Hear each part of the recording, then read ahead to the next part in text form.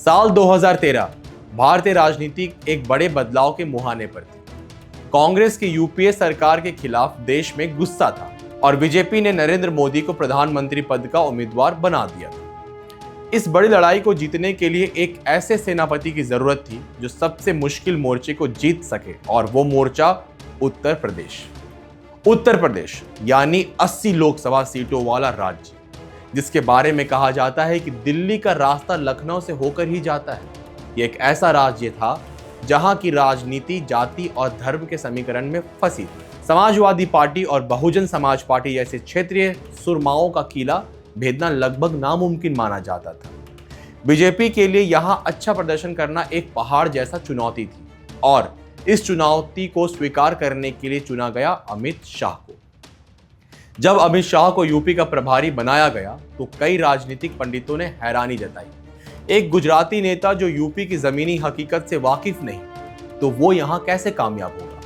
लेकिन शाह के दिमाग में कुछ और ही चल रहा था।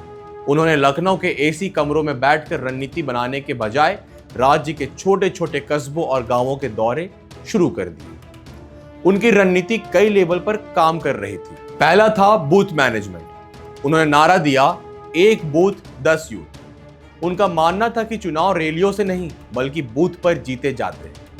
उन्होंने हर बूथ पर कार्यकर्ताओं की एक ऐसी फौज खड़ी थी जिनका काम सिर्फ वोटिंग के दिन नहीं बल्कि हर दिन वोटरों से संपर्क साधना था। दूसरा था सामाजिक समीकरण। उन्होंने पारंपरिक वोट बैंक की राजनीति को तोड़ दिया। उन्होंने यूपी में गैर यादव, ओबीसी और गैर जाटव दलितों पर फोकस किया, जिन्हें लगता था कि सपा बसपा राज में उनकी अनदेखी हुई है।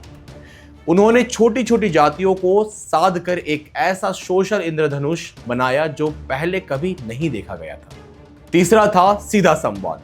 वो अक्सर कार्यकर्ताओं को फोन करते और कहते, मैं अमित शाह बोल रहा हूं। इस एक लाइन ने कार्यकर्ताओं में जोश भर दिया। उन्हें लगा कि पार्टी का सबसे बड़ा नेता सीधे उनसे बात कर रहा है और उनकी अहमियत समझता है।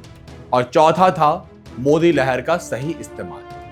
उन्होंने नरेंद्र मोदी की लोकप्रियता को वोट में बदलने के लिए एक अचूक मिशनरी बना दी। उन्होंने लोगों को समझाया कि यह चुनाव सिर्फ सांसद चुनने का नहीं बल्कि देश का भविष्य तय करने का है।